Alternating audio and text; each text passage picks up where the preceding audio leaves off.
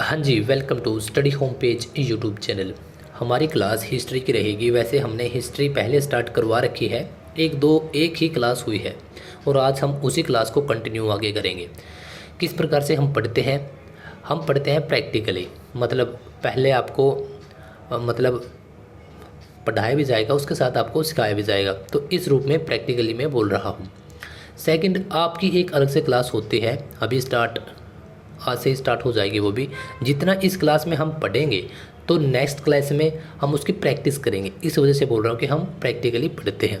तो उसकी प्रैक्टिस के लिए आपको 10 क्वेश्चन दिए जाएंगे और 4-5-6 मिनट का आपके पास टाइम होगा। तो उसमें देखिएगा आप कि आपके कितने सही और कितने गलत हैं। सेकंड, कि इस चैनल पर जितनी भी क्लासें आती हैं, अगर आप किसी की भी पीडीएफ चाहते हो तो आपको टेलीग्राम ग्रुप ज्वाइन करना होगा। डिस्क्रिप्शन में लिंक दिया हुआ है, आप उस पर क्लिक कर सीधा ज्वाइन कर सकते हैं, या फिर आप स्टडी होम पेज को सर्च कर सकते हैं टेलीग्राम पर। तब भी आपको वहाँ से हमारा जो टेलीग्राम का चैनल है वह मिल जाएगा और उसमें आप ऐड होकर सभी क्लासों का अच्छी तरीके से पढ़ सकते हैं। तो आज हम क्या करेंगे, देखिए आज हम पढ़ेंगे निमनपुरा पाषाण काल। निमनपुरा पाषाण काल क्या है, चलिए देखिए। हिस्ट्री सब्जेक्ट के साथ सबसे बड़ी समस्या यही है कि इस सब्जेक्ट को कहाँ से पढ़ें और कैसे पढ़ें, क्योंकि इतिहास इतना जटिल बना दिया गया है। तो इसलिए इतिहास को साधारण तरीके व आसान भाषा में समझने के लिए बिल्कुल शुरू से शुरुआत करते हैं, ठीक है। और भारतीय इतिहास की समय रेखा से देखिए, भारतीय जो इतिहास है उसको आप सुविधा के लिए भी मान सकते हैं, नंबर 1। नंबर 2, जैसे जैसे हमारी जलवायु परिवर्तित हुई, हमारे संसाधन परिवर्तित हुए, जैसे जैसे मानव का विकास होता रहा, हमारी डेवलपमेंट होती रही, तो उसके आधार पर हमने जो इतिहास है उसको 3 पार्ट्स में 3 भागों में बांटा हुआ है। वह 3 पार्ट कौन कौन से हैं, देखिए। नंबर 1 आपका प्रयाग ऐतिहासिक काल, इसको बोलते हैं आपका प्री हिस्ट्री इंग्लिश में। आर्ध ऐतिहासिक, प्रोटो हिस्ट्री, और ऐतिहासिक हिस्टोरिकल टाइम। अब देखिए, एक बार मैं आपको हल्की सी एक बार पहले इनकी डेफिनेशन बता देता हूँ जो कि बहुत ज़रूरी है। देखिए, प्रयाग ऐतिहासिक काल क्या है। देखिए, मैंने आपको बोला था सुविधा के लिए और जलवायु परिवर्तन। देखिए, यह जो सब चीज़ें हैं अब आपको पता चलेगा, क्योंकि जो यह काल है इसमें इस काल का हमारे पास कोई भी लिखित साक्ष्य नहीं है, ठीक है। यानी कि इस काल की हमारे पास कोई भी लिखी हुई चीज़ें नहीं हैं। तो अब हमें जो इस काल का जितना भी ज्ञान है, जितना भी बोध हुआ है अभी तक, वह हुआ है पुरातात्विक स्रोतों के आधार पर। अब जो पुरातात्विक स्रोत क्या है, मैं आपको बेसिकली बता देता हूँ कि जैसे कि इमारतें, या फिर जो वहाँ पर प्रयोग की गई चीज़ें, जैसे कि कोई मनका है, या फिर जो भी चीज़ें रही होंगी उनके दैनिक जीवन की, उनके आसपास की, और यह हमें कैसे प्राप्त हुई, यह हमें खुदाई के दौरान प्राप्त हुई चीज़ें हैं, ठीक है। अब बात करते हैं आपका नंबर 2, इसकी भी हल्के से एक बार इंट्रोडक्शन कर लेते हैं। आर्ध ऐतिहासिक, इसमें इस कालखंड में क्या रहा है, प्रोटो हिस्ट्री इसको इंग्लिश में बोला जाता है। दोनों में आप साथ साथ राइट डाउन जरूर कीजिए, एक चीज़ को छोड़िएगा मत। आर्ध ऐतिहासिक, इसकी क्या खास बात है कि इसमें जो हमें इसकी जानकारी प्राप्त हुई है वह लिखी हुई है, लेकिन इसको हम पढ़ नहीं सकते। तो इसके हमें जितनी भी जानकारी मिलती है वह भी हमें पुरातात्विक स्रोतों के आधार पर मिलती है। पुरातात्विक स्रोत कौन कौन से होते हैं, जैसे कि सिक्के हो गए, आपकी इमारतें हो गई, पुस्तकें हो गई, और वह क्या है, वह आपकी हमने इसे पहले वीडियो में डिस्कस की है। अब बात करते हैं आपका ऐतिहासिक काल। देखिए, ऐतिहासिक काल में क्या है, ऐतिहासिक काल में हमें जो जानकारी मिली है वह लिखी हुई भी है और उसको पढ़ा भी जा सकता है। यहाँ पे लिखी हुई नहीं है, यहाँ पे लिखी है पढ़ा नहीं जा सकता, यहाँ पे लिखी भी है और पढ़ा भी जा सकता है, और इसको इंग्लिश में बोलते हैं हिस्टोरिकल टाइम। देखिए, सबसे बड़ी कन्फ्यूज़न जो है वह रहती है आपके टाइम को लेकर कि एक्चुअल में टाइम पीरियड इसका कितना रहेगा। तो टाइम पीरियड जितने भी आप यूट्यूब पर या फिर जितने भी आप बुक्स देखोगे, किसी का भी आपको टाइम सेम नहीं मिलेगा। यह इसमें एक मतभेद है लेकिन एक जो ज़्यादा समय यूज होता है वह है आपका अननोन टाइम से या फिर 25 लाख बीसी से, 25 लाख ईसा पूर्व से, और आपका है यह 2500 या फिर 3000, ठीक है। 2500 या फिर यहाँ पर 3000 भी आपको मिल सकता है ईस्वी तक। अर्ध ऐतिहासिक रहेगा फिर उसी से स्टार्ट होकर 2500 या फिर 3000 से स्टार्ट होकर 600 ईसा पूर्व तक। और जो ऐतिहासिक काल है वह रहेगा आपका 600 ईस्वी से 1947 तक। उसके बाद फिर आपका समकालीन इतिहास, वह भी ऐतिहासिक काल का एक पार्ट है, यानी कि अब तक का पूरा समय। देखिए यहाँ पे मैंने वही बात बोली है कि अलग अलग किताबों में अलग अलग समय सीमा को लेकर सभी कंफ्यूज है। देखिए प्री हिस्ट्री यानी कि प्रयाग ऐतिहासिक काल, इसका हमें कोई लिखित साक्ष्य प्राप्त नहीं है। प्रोटो हिस्ट्री में लिखित साक्ष्य हैं पर पढ़ा नहीं जा सकता, इसमें लिखित भी हैं और पढ़ा भी जा सकता है। अभी हमने डिस्कस ऊपर कर भी लिया। तो सबसे पहले हम इसी पे बात करेंगे। अब इतिहास को 3 पार्टों में बांट दिया गया है। अब इतिहास को क्या है 3 पार्टों में बांट दिया, तो हम सबसे पहले प्री हिस्ट्री यानी कि प्रयाग ऐतिहासिक काल के बारे में बात करते हैं। चलिए देखिए, प्रयाग ऐतिहासिक काल है, इंग्लिश में प्री हिस्ट्री बोलते हैं इसको। तो इसको स्टोन एज भी बोला गया है। स्टोन का मतलब होता है पत्थर, और एज यहाँ पे यूज हुआ है युग के लिए, काल के लिए। और पत्थर को हम पाषाण भी बोलते हैं, तो पाषाण काल इसको बोलते हैं मुख्य रूप से, पाषाण काल। प्रयाग ऐतिहासिक काल को पाषाण या पाषाण काल या पाषाण युग भी बोलते हैं। देखिए प्री हिस्ट्री यानी कि प्रयाग ऐतिहासिक, इसको प्रस्तर युग भी बोला जाता है। पत्थर को प्रस्तर भी बोलते हैं, तो इस वजह से प्रस्तर भी बोला जाता है, याद रखिएगा। प्री हिस्ट्री में मानव ने सबसे ज़्यादा लंबा समय बिताया है। देखिए अब तक आप हिसाब लगा सकते हैं, जब 2500 ईसा पूर्व वर्ष से और यह आपका 3000 ईसा पूर्व तक अप्रोक्स आपके 25 लाख साल यहाँ पर बिताए हैं। तो हिस्ट्री में जो प्री हिस्ट्री है वह सबसे ज़्यादा लंबा अब तक समय बिताया है मानव ने। और स्थितियों, परिस्थितियों और आपके जलवायु, इन सब के हिसाब के साथ साथ जैसे इनमें चेंज हुआ तो जीवन जीने के तरीके में भी परिवर्तन आया। तो इसलिए प्री हिस्ट्री को भी 3 भागों में बांट दिया है। ध्यान रखिएगा, यहाँ पर सभी कंफ्यूज होते हैं, इसी वजह से बिल्कुल आराम आराम से बोलकर, इसी वजह से बिल्कुल आराम से बता रहा हूँ। अब क्या है कि आप कहाँ पर कंफ्यूज हो गए, जब प्री हिस्ट्री को भी 3 भागों में बांटा जाएगा।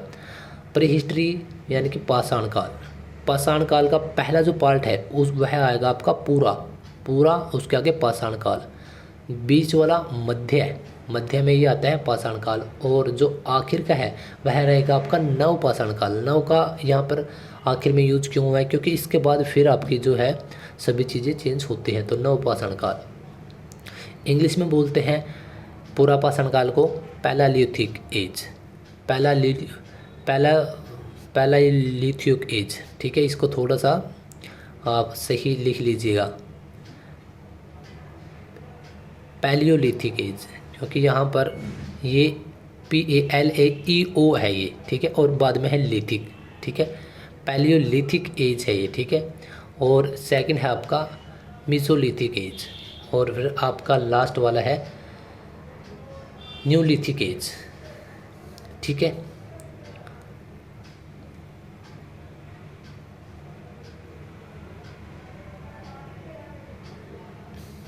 देखिए यहाँ पर क्या है,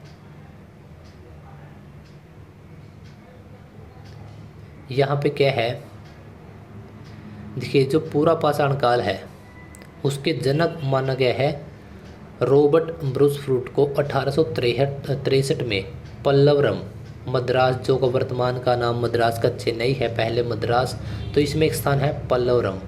वहाँ से जानकारी प्राप्त हुई है इनको कि क्या है, वहाँ पे जब खुदाई की गई 1863 में, तो वहाँ पे एक हैंड एक्स यानी कि कुल्हाड़ी मिली थी, ठीक है। और ये क्या थे, भूगर्भ विज्ञानी थे, कौन, रॉबर्ट ब्रूस फ्रूट, ठीक है। और जेम्स मिल, उनके अनुसार भी 3 भागों में बांटा है, लेकिन उन्होंने हिंदू काल, मुस्लिम काल और फिर आधुनिक काल, उन्होंने इस प्रकार से बांटा है। देखिए अब हम पढ़ेंगे पूरा पाषाण काल यानी कि फर्स्ट पार्ट। यही सबसे ज़्यादा लंबा है, 25 लाख से और 12,000 BC तक। पूरा पाषाण काल वह समय है जब जीवन की शुरुआत हुई। लगभग 25 लाख BC से 12,000 BC तक का यह टाइम पीरियड है। कुल जीवन का 99% से भी ज़्यादा इसमें मानव ने बिताया है। पूरा पाषाण काल में भी समय समय पर जलवायु परिस्थितियाँ चेंज होती रही, तो इस वजह से इसको भी आगे 3 पार्टों में डिवाइड कर दिया गया है। आप लोगों को मैं बार बार बोल रहा हूँ कि आप लोगों को वीडियो 3-4 बार देखनी पड़ेगी, इसी वजह से मैं आराम आराम से समझा रहा हूँ, क्योंकि यहाँ पर जो पार्ट हैं जो हम लगातार डिवाइड कर रहे हैं वहाँ पे आप लोग कंफ्यूज हो जाओगे। तो निम्न पूरा पाषाण काल को आज हम पढ़ेंगे। यह था आपका 25 लाख से 50,000 BC तक, यह था 50 से 40,000 तक, यह है मध्य पूरा पाषाण काल, और यह है उच्च पूरा पाषाण काल 40 से 12,000 BC तक। तो आज हमारा जो मेन मोटिव रहेगा वह रहेगा निम्न पूरा पाषाण काल पर। देखिए यह इतिहास का सबसे प्राचीन समय है, सही है। पत्थरों के उपकरण बनाए जाते थे यहाँ पर क्या है, पत्थरों के उपकरण बनाए जाते हैं। एक बात और है कि यह सबसे प्राचीन समय है, तो यहाँ पर पत्थरों का साइज काफ़ी बड़ा होता था, और यहाँ पर जो पत्थरों के उपकरण हैं यहाँ से उपकरण बनाए जाते थे, जैसे कि कुल्हाड़ी। ठीक है, जो कुल्हाड़ी है वह कैसे बनाई, पत्थरों से बनाई जाती थी। लेकिन जो इसमें अब पत्थर से जब हम कुल्हाड़ी बनाएंगे तो इसकी जो कन्वर्ट करने की एक विधि होती थी, तो वह क्या है, इस प्रक्रिया का नाम दिया गया कोर प्रणाली। आगे है नदियों में बहकर आते थे पत्थर, पेबुल पत्थर बोलते थे इनको। ठीक है, जैसे कि नदियां हैं तो नदियों में पानी के साथ पानी का बहाव काफ़ी बहुत ज़्यादा तेज़ होता था, तो उसके साथ बड़े बड़े पत्थर, छोटे बड़े पत्थर अपने आप उसके साथ रिस कर चले आ जाते थे। ठीक है, तो इनको तोड़ा जाता था, और इनको तोड़ा किस प्रकार से जाता था, देखिए ये जैसे यह पत्थर है तो इनको कैसे तोड़ा जाएगा, स्टार्टिंग में यहाँ से जो साइड है इसकी, तो यहाँ से तोड़ा जाएगा, यहाँ से तोड़ा जाएगा, और यहाँ से भी इसको तोड़ दिया जाएगा, यहाँ से भी तोड़ दिया जाएगा। जो इसका सेंटर बचेगा, जो इसका यह बीच वाला भाग बचेगा, ठीक है, इसी को कहते हैं कोर। और इसका क्योंकि यह मजबूत होता था तो इसको कुल्हाड़ी के लिए, हैंड एक्स के लिए यूज करते थे।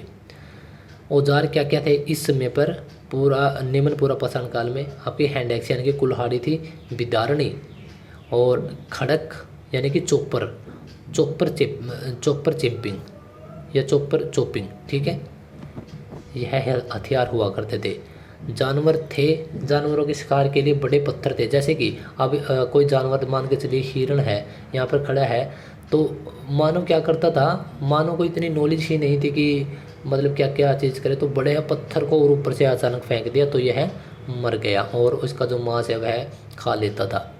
हैंड एक्स की खोज भूवैज्ञानिक रॉबर्ट ब्रूसफुट ने तमिल का है, साउथ में जो तमिलनाडु राज्य है हमारा, वहाँ पर जिसकी राजधानी है चेन्नई, पलवरम नामक स्थान पर खोज की गई थी। जबकि विलियम किंग ने 1884 में, विलियम किंग हमने पीछे पढ़ा था, विलियम किंग ने क्या किया 1884 में अतिरमपक्कम, यह भी तमिलनाडु में है, वहाँ से खोज की इसकी जो निम्न पूरा पाषाण काल है और पाषाण काल है। अच्छा, बात करते हैं निम्न पूरा पाषाण काल से कुछ साक्ष्य जुड़े हैं। साक्ष्य का मतलब है कुछ शहरों में उसके हमें साक्ष्य प्राप्त हुए हैं, जैसे कि सबसे पहले जम्मू कश्मीर में देखें तो पोतवार का पैठार है जो वर्तमान पाकिस्तान में है, लिद्दर नदी घाटी, पहलगांव, दोनों प्रकार के हथियार यहाँ पर पाए गए। कौन कौन से, हैंड एक्स और चोपर चोपिंग। राजस्थान में डिडवाना बहुत ज़्यादा फेमस है। महाराष्ट्र में क्या है, नोवासा, ठीक है, और मध्य प्रदेश में भीमबेटका। यह इनमें से कुछ शहर ऐसे हो सकते हैं जो कि आप आगे पढ़ोगे, जैसे कि मध्य पाषाण काल में पढ़ोगे आप, मध्य पूरा पाषाण काल में पढ़ोगे, लेकिन यहाँ पर भी इस युग के जो भी हथियार या जो चीज़ें यूज हुए तो वहाँ पर भी मिलते हैं। तमिलनाडु की अभी हमने बात की थी पलवरम, ठीक है, और यूपी का क्या है, बेल्लम नदी घाटी के पास।